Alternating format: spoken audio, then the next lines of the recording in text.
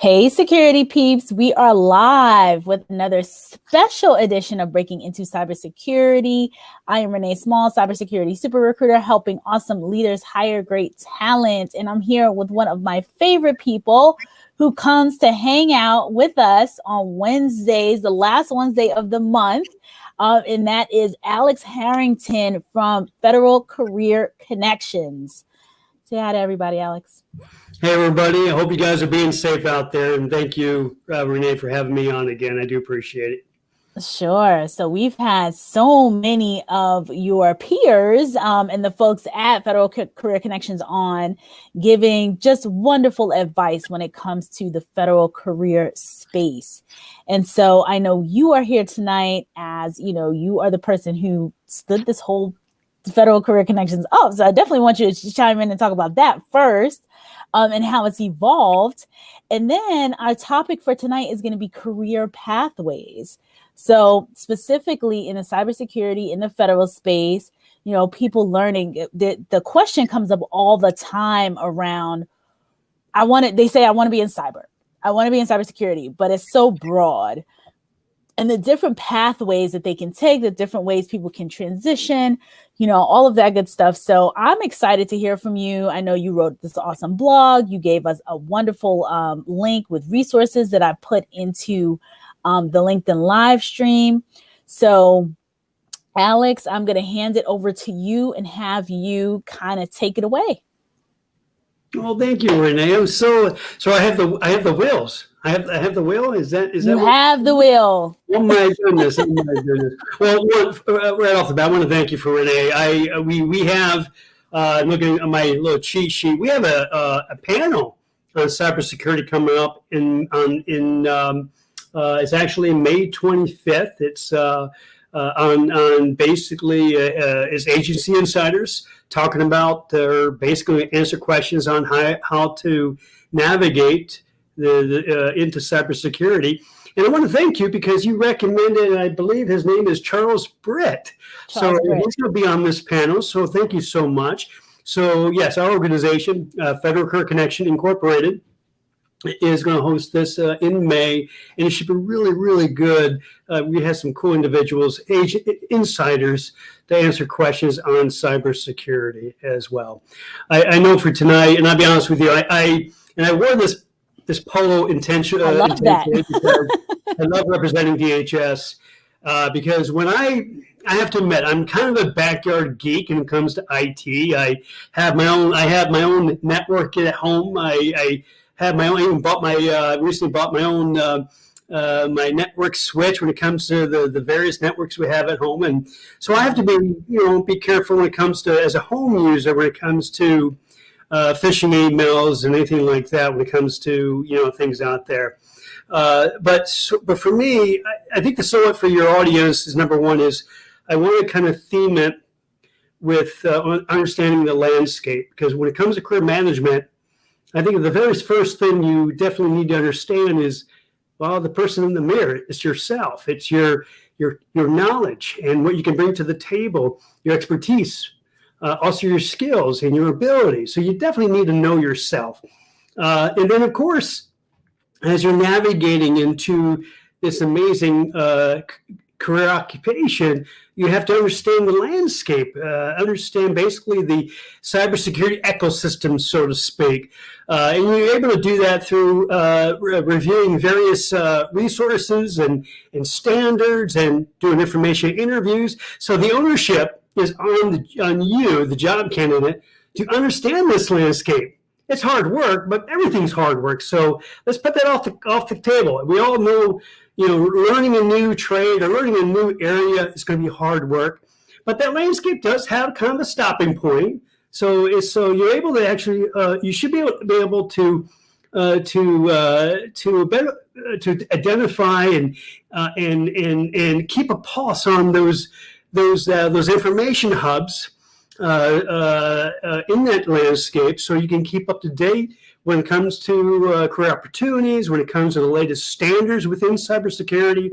So I did put together a fact sheet with some information because I wanted to understand myself what resources are out there, pathway tools, specifically to help your audience when it comes to navigating cybersecurity. And I did put together 2 blogs, one in January and one actually this week, of how to learn about these pathways. Of course, the blogs, when I wrote the blogs, well, the DHS came out of me because I'll be honest with you, you folks out there, you are the white hat hackers, the good guys. And in my opinion, you should be really kind of embracing and stepping into this as a war. And I'm going to use that in very intentful, as a war. Because these black hat hackers, they're going after our supply chains. They're going after COVID. They're going after poor elderly people. So you're going into a war. So me, as a Marine vet and as a former boxer, I'm going to give you all the ammunition that you need to navigate that. Because this got a little bit personal for me, because I know for us, our economy, our trade, our intellectual property, it touches all digital types of infrastructure. And we have a lot of bad people inside and outside our country going after those entities. You're on the front line, and I want to give you all the best ammunition that you can do to navigate that information. But consider this, you are in a war. And I hope you're preparing your mind for that, because you are the white hat hackers, the good guys who are in a fight for people like me and like Renee. So I hope that gives you a little bit of motivation, because this is our country depends on you. Yeah. And I'm so glad you said that, because our audience,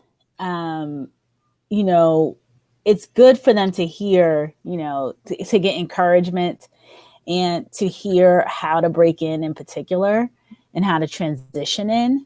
So, by you wearing the merch, right, as the kids say, the Homeland Security, and saying to folks, hey, come and help us defend, and come and help us fight the cyber war. And we're looking for talent, and we're open, and we want people, is huge, because I think that a lot of the folks that are out there that are struggling to break in can very likely get in through this path. The ones that are in the DC area, I mean, I know that there's other federal, spaces around the country, but specifically in the DC area, getting folks to try to, get their foot in their door in the pathway into security. I think it's such a good pathway in going through the federal government for your first role. I want to shout out Clinton, because he is here. He says, hello, Renee. Good to see you with a new guest. He's new to you, not new to us. Alex has been here a couple times before over last year in Federal Career Connections. So Alex, tell us how, for all the folks that are new, how Federal Career Connection got started, what you all do, unless you want to say that to the end. You know what? Let's save it to the end. I really want to give the good stuff to them. And I know that I'm going to be talking about how to navigate the federal hiring system. I don't know your particular trade. However, in general, I'll be talking about how to navigate the federal hiring when it comes to job announcements, when it comes to what series you're targeting. But keep in mind, Forbes just put out an article contending that many companies, especially through the next handful of years, will be spending millions of dollars on cybersecurity resource, and that includes cybersecurity specialists like you. And also, I know that the government is also picking up the speed to be able to quickly hire cybersecurity experts like yourselves, such as DoD. DoD has actually been authorized to do using special hiring authorities and do direct hiring, and also DHS, Department of Homeland Security. They also have a direct hiring authority when it comes to bringing in cybersecurity specialists, because right now there was a report by the GAO, the Government Accountability Office, stating that there's a gap with individuals, with people with these critical skill sets for cybersecurity. There's a gap in the federal government right now, big gap. And they titled this, these mission critical occupation and these core competencies. So there's definitely a big need and a demand. And of course, I went to Department of Labor and looked at their occupation outlook for your field. And it has a big growth, more than a 30% growth through, I believe, 2029. So you guys are picking a good career field to start your next 15 to 20 to 25 years of work. Keep in mind, however, and maybe we're going to talk about this as a sidebar, not only do you need these technical skills within IT, but also you need these soft skills, communication, team building. So there's soft skills that you need as well to help you be able to market effectively. Okay, just keep that in mind. I'm so happy you talked about that. We often have folks that come on, and almost every single time a leader comes on, they talk about the soft skill component. That, you know, it's a combination of the two. Yes, the technical skills, but definitely being able to get along with it, you know, be a good team member, communicate effectively. So many things that are, you know, considered soft skills that are needed in cybersecurity. So I'm glad you brought that up. I wanted to ask a question on one of the points that you made. You said direct hires, and many of us outside of the federal government space, we don't fully understand what that means. So can you explain what it means when you say direct hires?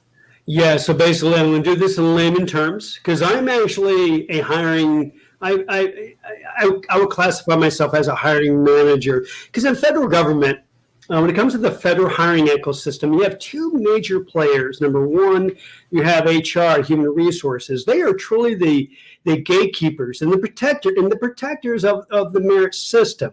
Okay, because the last biggest reform we had was in 1978, and so HR are there to make sure that agencies and hiring managers, in particular, are compliant with the merit hiring practices and making sure that we don't violate the prohibitive personnel practices. So I'm a hiring manager, and so with me, I'm going to give you a layman response on this.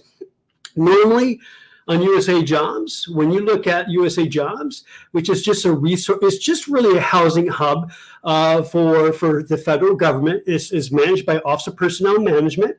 And keep in mind, there was actually some people who said, well, it's very hard to navigate USA Jobs. Well, I scratched my head and thinking, well, why is that? Because Monster.com are the ones who actually first built the infrastructure back, I do believe, back in 2003. So USA Jobs is it's the information architecture, which I know you guys understand. It's easy to navigate USA Jobs. So USA Jobs is just really just a hub. So when you go there, always know about maybe 85% of government jobs are on USA Jobs. The others, the exempt announcements, well, there are certain agencies that don't have to put their announcements on USA Jobs, such as CIA, some parts of Department of Defense, U.S. State Department, because they have these special hiring authorities, these direct hiring authorities, where they can actually go right straight to the candidates. They don't have to do a competitive announcement.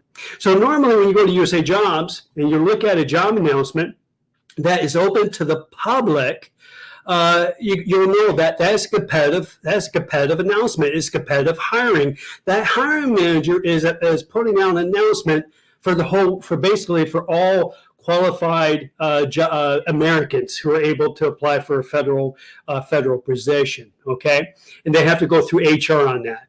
However, there are some agencies out there like the Department of Defense, and there's a story about them recently where they're getting better of doing direct hiring with cybersecurity. Well, they can use a direct hiring authority where they can possibly use recruiters to go to universities and colleges to do direct hiring from career affairs, because it's such it's such a high demand, a critical career field that the government needs, because obviously the government has, most of of government public domain information has been transferred online. And so, so the biggest thing the government has to do is not only protect PII when it comes to privacy information, such as, when it comes to health information, but they also have to protect, secret information, and also officer personnel management. They manage retirees, so they want to protect all that information. So the IT field is such a critical field. So certain agencies can actually go right to the candidate, go straight to using recruiting events or other means to find a good candidate pool to actually recruit from. So again, competitive hiring manager like myself announces on USA Jobs, and they go through that process. It usually takes a long time. However, with direct hiring, an agency can go straight to a candidate or candidate pool. Now, let me give you another example. When I was building a couple of branches within my agency, I worked for Customs and Border Protection. I actually used a competitive hiring juxtaposed to direct hiring. So I used both. So direct hiring, I went after veterans who were 30% or more disabled. If somebody had a special hiring authority, such as a veteran, 30% or more disabled, I can have a conversation with them. However, if I was talking to just a regular individual who had no special hiring and didn't qualify for a mission critical position, I couldn't sit down and just talk to them. I would have to go through HR and do the normal process of competitive hiring. I also went after Schedule A, and I also went after Peace Corps. So I used both competitive hiring, I announced on USA Jobs for the whole world to see. I also went after some direct hiring authorities and talked to candidates directly because I wanted a good mix of candidates to resource the two branches that I was building. I hope I did a good job in layman terms. You did. And I'm sitting here, I'm looking at my LinkedIn on my phone as I'm listening to you, and I'm thinking about all of the posts and all of the inbox emails that I get specifically around that type of this kind of breakdown, because people are very, very much confused. Anyone that hasn't been in this space, I know in the DC area, and like many folks, they understand the terminology and what that means. So, you're saying that with a direct role, a hiring manager or folks can go straight directly to universities or, directly to who they're looking for that have that skill set and can say, you should apply. And it doesn't have to, they don't have to go through the more competitive process where you're opening it up to all of, pretty much the whole US to find and filter through candidates. Yes, so the government does have, when it comes to direct hiring or special hiring authorities or competitive hiring, they have these various hiring, I'll call them these hiring channels, so to speak, which they can actually look for potential candidates. Now, they're not meant for an agency or a hiring manager to entirely rely on a direct hiring authority, such as an office going after just Schedule A. They should actually use a wide net, use the various special hiring authorities along with competitive hiring to be able to actually recruit and hire the best qualified candidates to fit that position. So when it comes to cybersecurity, I think what's so unique about your field, it has these mission critical core competencies that agencies need, specifically like Department of Defense and Department of Homeland Security. So those two agencies have actually direct hiring for cybersecurity, which is quite unique. Awesome. That's very, very cool. Okay, cool. So now, now that we know about direct hiring, we know a little bit about the process.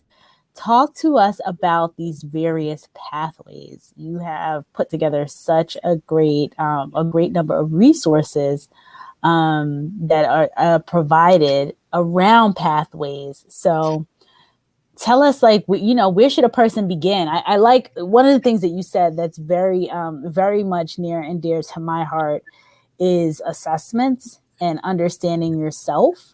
And I think it's overlooked often. It's often overlooked to really understand who you are, what you do well, and how that can fit in. Sometimes people look for it. The cybersecurity, they say, I want to do cyber. It looks exciting, from, and sometimes it's exciting, but a lot of times it's not. But from what they show on TV and what they show in these ads, it's like, oh, wow, I'm going to be doing all this cool stuff. And you may not, the assessment can really tell you where you fit in. So I'm curious to hear about what your thoughts are when it comes to how a person should look at career pathways, what should be like their very first couple steps when it comes to a career pathway, and then take it from there. Well, specifically when it comes to assessing the field. So for me, and I think, my assumption is this, but keep in mind, I'm more than a half century old. So things I know, I expect other people to know, but I also need to be mindful that a lot of people probably are when they come into the workforce, they're new, and they may not have received maybe the foundational or basically be equipped with proper career management techniques and approaches when it comes to navigating our country's our workforce. So for me, when I first started, when I got out of the Marines years ago, and I went straight to college, I was lost. I was lost in the sauce. I as a Marine sergeant, I no longer had people tell me what to do. I had to do it myself. So one part I did well, because I moved up to Cleveland, Ohio, and I put a backpack on my back, and I hit the streets looking for a waiter job. Got 3 offers that first day. And then, of course, I found a place to stay, and then I enrolled in college. But I was lost because I wasn't sure what to do, and it was such a big transition for me, And so for me, over the years, at one point, I decided enough is enough. I need to really learn how to manage my career. And I came across a quote about a couple of years ago. It was in a book, in an academic book, how to set up a school counseling office. And I have to paraphrase it, but there's a quote back in the 1930s from this book, basically said, finding your vocation, finding your career is more important. Let me just say this. More important than finding a mate. And I agree with that. Matter of fact, another great book basically said, it's best to first work your land first before you build a home and meet your mate. And of course, other wise individuals said, it's best to go out there first and find your natural bent before you start a family. So when it comes to career management, it's far more important than you really think it is. Because it has 5, for me, I'm going to give you something. I'm not going to give you the name of it because it's part of my LLC. But there are 5 pillars to career management that I will briefly talk about, and then we'll talk about cybersecurity and pathways. Number 1 is knowing thyself. It's knowing the person in the mirror. Organizations do a great job when it comes to doing a SWOT analysis of the organization or of a division of an office. And they understand when it comes to their strengths, their weaknesses, opportunities, and threats. You do that for an organization. Well, you also have to do it for yourself. And there are good resources out there. But as a career coach, my approach when it comes to assessments, I encourage, and I've done this with a couple past mentees, is to do your own introspective work first for you. You do your own work. You don't do a test. You don't do the Strong's inventory. You don't do the DISC. You don't do the other things out there. You start with your own assessment. You look at your own skills and your own abilities and your own knowledge. And there are great resources out there to begin with. And one is, what color is your parachute? Now, for some of you in cybersecurity, you're going to like this. The person who wrote the book, the late Dick Bowles, on What Color Is Your Parachute, he actually, the principles of that book is based off actually World War II intel gathering. Okay, I'm not going to give you the whole story how that came about, but that book is actually, it could be actually traced back to World War II intel gathering. And the gist of that book is truly to know yourself. The second pillar to career management is really understanding the landscape, which we'll briefly talk about when it comes to cybersecurity. And you can do that through using various public domains such as Department of Labor, the Occupational Handbook, or owning it online, or doing information interviews, or talking to other successful people, or possibly doing a job shadow. Okay, so you have to understand the landscape. Don't ever think you know everything when you go into the market. You don't know nothing. I learned that from the hard way. And being a half-century old, I still don't know nothing. I still learn from people. So when you go into into your job field, assume you don't know anything. And two, don't rely on your degree or your certificate. Rely on your skills and your experiences and learn from others. So you got to truly, actually, you have to know that landscape, both when it comes to the standards of the field, the career field, the high demands when it comes to the positions, and you can only really learn about those high demands doing information interviews. And of course, that third pillar is basically building your credentials. You get through academia, through certifications, or through reading, through writing, but you're enhancing your marketability through either knowledge or skill enhancement. Okay, and the fourth pillar, which most people start first, and they shouldn't, it's really the marketing side, networking, throwing your resume, applying for jobs, doing networking calls, joining networking groups, joining community groups, going to the job board, going to a job office, going to a recruiter. That's the fourth pillar that is part of that career management. Most people jump to that first, and they realize after a year in the job, they hate the job. Well, they didn't do the first three most important ones. And of course, the fifth pillar, and I love what the late Dick Bowles once said, is that when you find a job, the next day you look for a job, which means this: when you land that gainful employment, you start thinking about your short and long-term goals and how every year, how you can improve and how you can be better, increase your knowledge, do another certificate program. But you're always growing until one day you retire. So the five pillars is knowing yourself, knowing the landscape, number 2. Number 3, building your credentials. Number 4, so throwing out the resume. And number 5, doing proper career management. What I'm going to now segue to is number 2, back to 2 on landscape, is understanding the landscape. I'm not going to talk about everything. I might just talk about a couple of things when it comes to cybersecurity pathway tools. But I came across a lot. And what's so really cool about you guys, because I've been, with all the career occupations out there, you guys have a little bit of a special treatment, which is kind of cool. There's a lot of organizations who built either tools, standards, or great information that they posted online because they realize that cybersecurity is such a critical industry, a critical need right now in our country. And you know this by the news, by companies being hacked, by COVID-19 supply chain being hacked. Oh, I hope we catch those individuals. I'd love to be a Marine on that. Anyway, back to this.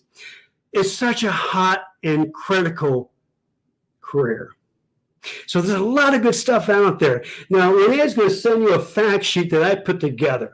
And I think I've assembled a lot of great tools and articles to help beef your marketability when it comes to cybersecurity.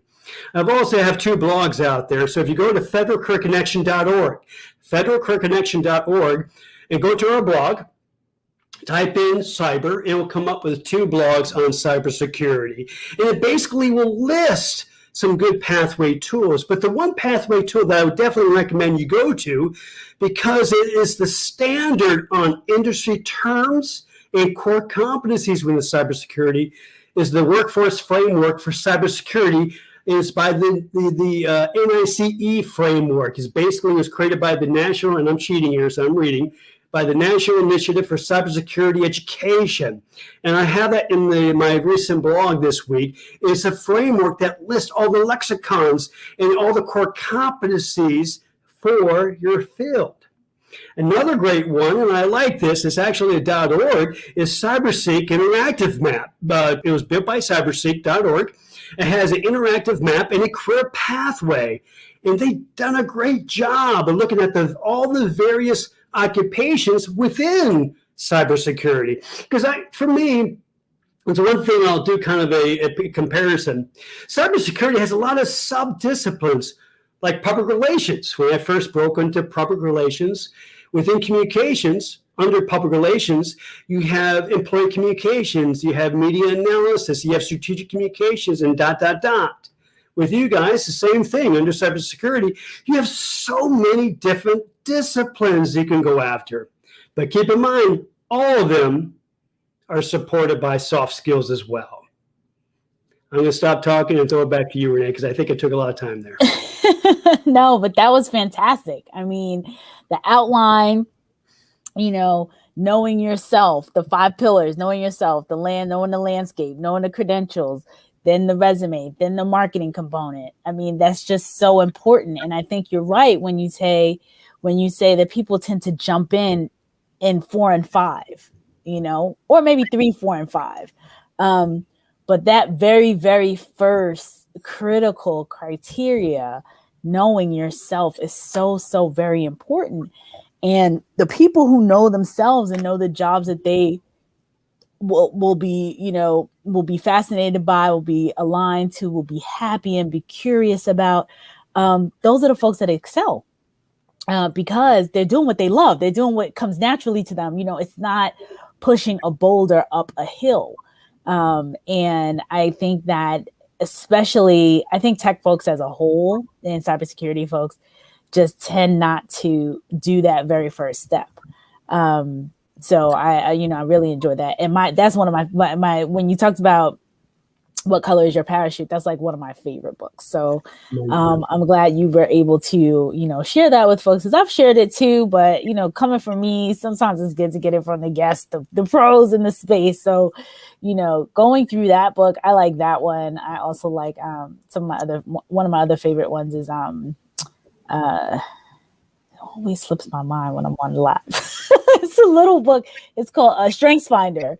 I like Strengths Finder too. That's another one that's short and sweet, and you can do the assessment, but I love What Color is My Parachute, because it really shows you who you are, like, defining you.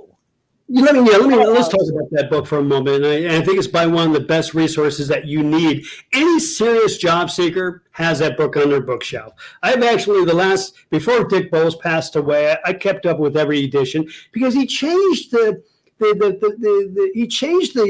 beginning of it, the introduction of it, almost every year, because he wanted to actually be akin to the current times when it comes to the workforce.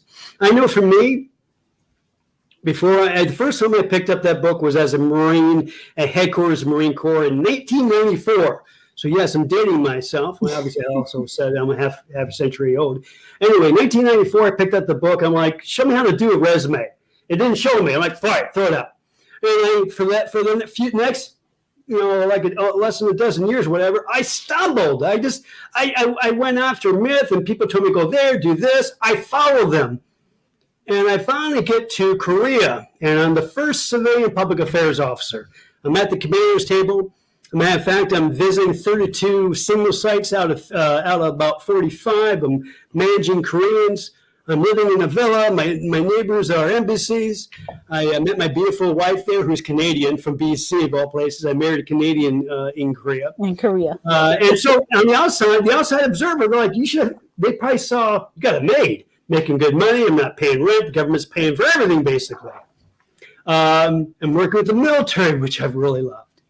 However, I was going back into my little villa, miserable, almost hating my job. And I'm like, why? I should be loving it. I'm doing this, I'm doing this, I'm doing this. And I was at one point, I got so frustrated with myself.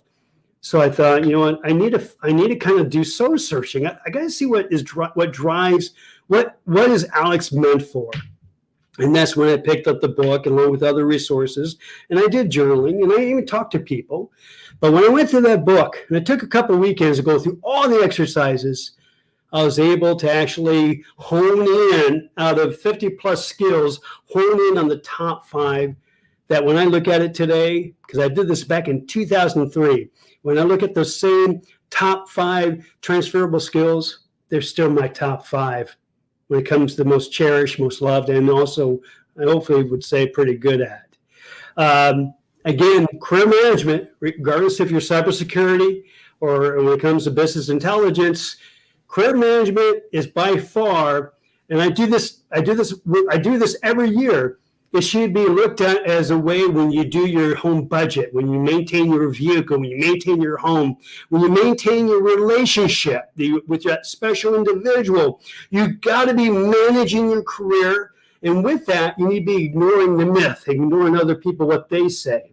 Because a good career coach, a career counselor, a good confidant, or a good mentor, they will listen to you and help you dig out what you're good at. They won't tell you what to do. Someone who tells you what to do don't know how to do career management. And I would argue that with anybody. Anybody who tells you should do this is giving you wrong information. They should be saying, you know what, you have such a strength in this area when it comes to these skills. Have you thought about maybe some occupations that you can align it to? That is what should be said to you. So when somebody says you should be a teacher or an IT coder, I would not listen to them. They should be saying, hey, what do you think you're good at? What's the one thing that you find yourself loving to do on a daily basis? They should be asking you questions. And that, as a career coach, that's how we're trained. We help you mine out all that good stuff from yourself. We don't tell you what to do. All right? Right. So keep that in mind. One person out there is probably thinking, nah, I don't care what Alex has to say because I trust what this person has to say. Well, that person that you trust, they may pass along bad career management habits. Right. That's why there are career coaches out there to help you retrain your thought process and really approach career management in a different way. Okay? I mean, Alex, I love that. And coming from your background, like a trained career coach, is so important for people to hear that from you. One of the reasons why we started breaking into cyber is because people were getting such dated and bad career advice. They were getting told, oh, you have to go to the help desk and be a sysadmin and do this and do that and all these things to break into cybersecurity. And people were feeling disheartened and, kind of demoralized. Like, I just got a degree. I did all these various things. And now you're telling me to go, go work on the help desk. I could go work on the help desk without any, with getting, one little certification. I went and got a master that did these various things. Yeah. And so the reason why we started the podcast is specifically because people were getting this dated, and I think it's a well-intentioned, right? Well-intentioned, but just dated and wrong advice, because that's what they're looking at, what they did. So I did this, and this. Yeah. And so you're speaking from the person is giving advice instead of just think this was my path. Everyone has their own path. And to your point, asking the questions the way you ask, they say, well, you have to do A, B, C, D, and E. And it's because they did A, B, C, D, and E. But, the world has changed. Everything evolves. So I want to shout some people out.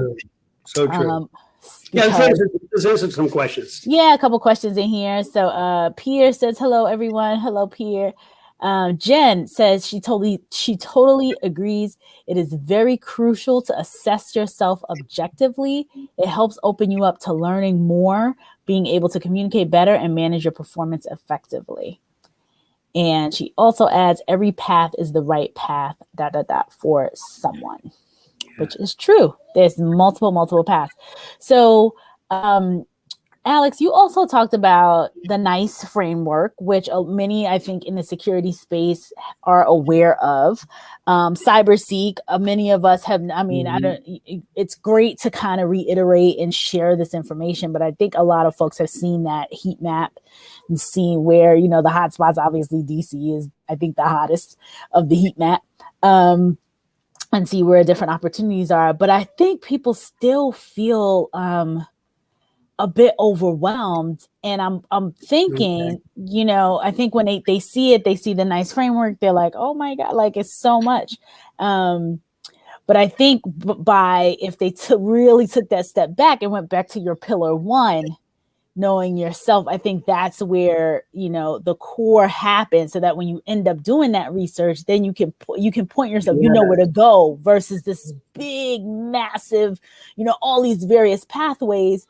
And then what do I do now? You know, then you're like, oh boy, I don't know what I want. Bear with me. I'm going to do something you shouldn't do in the interviews. I'm going to turn away for a moment. I'm going to do my drive here. So the one thing that I find and I'm just pulling this up right now, and I will send it to those individuals, only to those individuals who send me a LinkedIn message. How's that? Obviously, in the blogs, both blogs, you have a link to the fact sheet. Hopefully, one of the pathway tools or resources or something will be new to you. However, when it comes to, and just bear with me on this one, when it comes to actually looking for a job, when it comes to actually navigating and marketing yourself, for me, I have an advantage over other people. Let's just say that, and we'll keep it short. I'm looking at the time here, Renee. We'll keep it short before I talk about what I'm going to talk about. I have it right here on my other screen. By the way, I have an amazing remote office. I got a 59-inch screen here, a screen over there, a screen back here. I love this place. Anyway, I have the advantage over all you guys. It does sound presumptuous. I know that. Hey, I have an advantage that most people don't have, and I see it as a strength for me.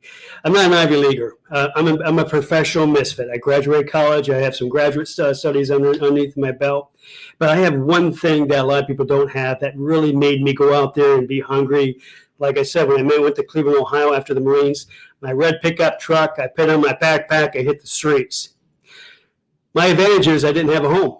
At one point in my life, I lived in a car. I don't have that nest egg. A lot of you hear in news people staying with their parents. I never had that. It's just me in a lot of ways. It is what it is. I was a perfect Marine. I was a misfit, and I was honored to be the first Marines in the Persian Gulf.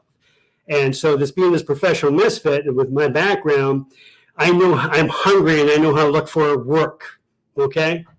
And then when I went to Cleveland, Ohio, not only did I hit the streets, I actually went to an office store, purchased an application, filled it out, printed 100 times, and boom, boom, boom, I'm knocking on the door. I don't know how many of you guys would do that. But networking, look for a job, has to be a proactive campaign. It's a job search campaign. And I'm going to assume when it comes to a job search tactic, i.e. applying for a job online, I'm going to say more than 50% of you right now probably spend more than 90% of your 40-hour work week. When it comes to full-time, you're in full-time transition.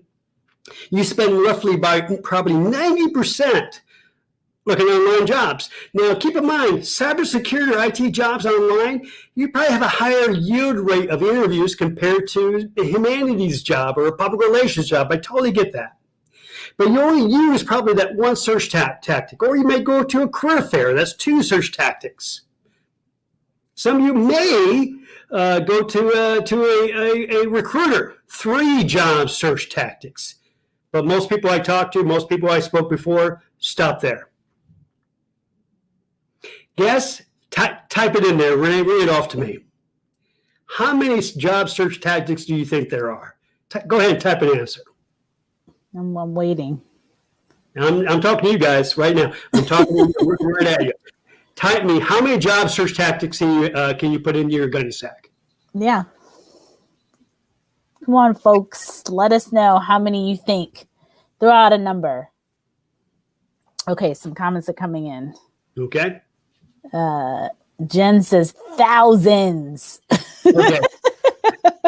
Well, maybe thousands of contacts, but go ahead. Try again, Jen. Anyone else? Yeah, I'm wondering if anyone else is going to throw out a number. Let me go on. I think some of these comments are not coming through here. So let me make sure. On your LinkedIn page, yeah.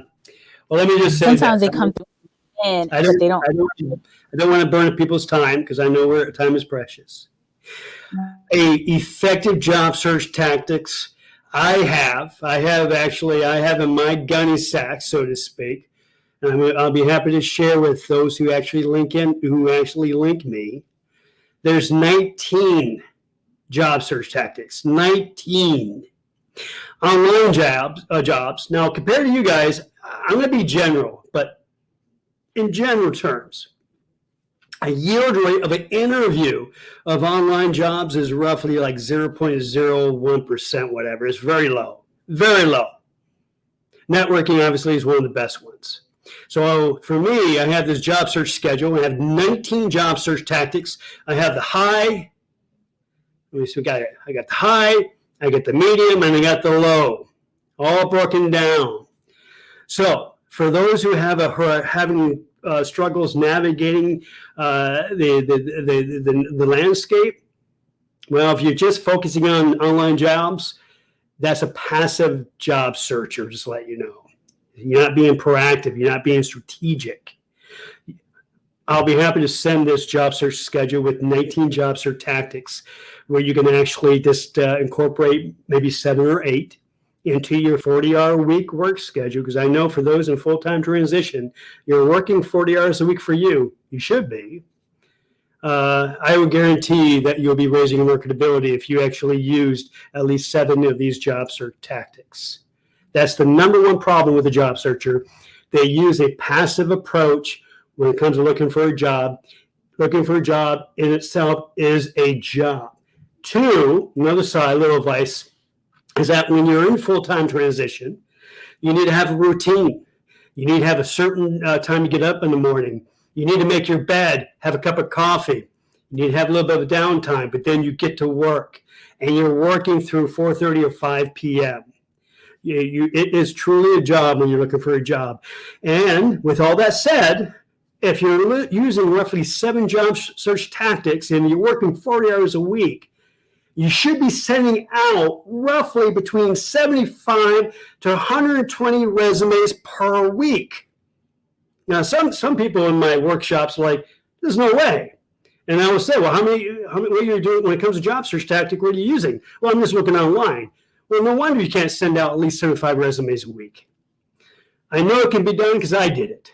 When I look for a job, I look for output. How many resumes can I get out the door using the various tactics? Most people I meet, when it comes to job seekers, they say, well, I send out roughly 5 resumes a week. 5? You do that in 30 minutes, not 5 days. So my advice to you, number 1, have a job search strategy, leveraging that landscape of all those amazing cybersecurity pathways you have out there. 2, have a routine schedule in place that incorporates 40 hours a week. A lot of people don't do that, and I don't understand why, and this is the gift I have compared to other people. I had my motivation because I didn't have a home. So for me, it was easy to send out roughly over 100 resumes a week when I got out of college. Most people think 5 resumes a week is good enough. I'm sorry. You should be surprised when you don't have job offers. And I say that with love because I want you, each of you, to get into the fight, protect our data streams, protect our ITs, protect our supply chain, protect COVID-19 medicine, protect our intellectual property. I need you to be in the war. So I'll send you this job search schedule I have. Send me a LinkedIn message, and I'll do that for you. And in the 2 blogs, you have all these pathways I put together. I just need you to go to town and get into the war and do what you got to do. Take my advice. You're going to have results. But if you want to be, I call the people who are passive, I call them bots. Bots stand for butts on the seats, or I'm sorry, butts on the sofa. They just sit on the sofa and send out roughly 5 resumes a week. Those people, don't be surprised you don't have interviews. For those who really be proactive and have a job search campaign, I'll send you that information, and I guarantee it, you'll raise your marketability, because I want you in the fight. I need you in the fight. Listen to me. I need you in the fight, all right? So do what you got to do. It's 7:53, my friend. Renee, did you want to do a couple more questions? And We have a couple more minutes. We do. So right, Jen says, go big or go homeless. Ooh, I love Jen. Man, Jen, you better connect with me on LinkedIn. I like Jen. Well, Jen, I'm always looking for speakers for Federal Career Connection. I like you already. Jen is awesome. Oh, man, I love that. Right? Go big or go homeless. So I love that. People tend to, there is a guy, and he has a Twitch platform, and he also talks about the job hunt. And he says it like that. It is a hunt. Oh, yeah. It's a job hunt. You can't be passive. You are hunting. You are looking. You are actively, aggressively looking for opportunities.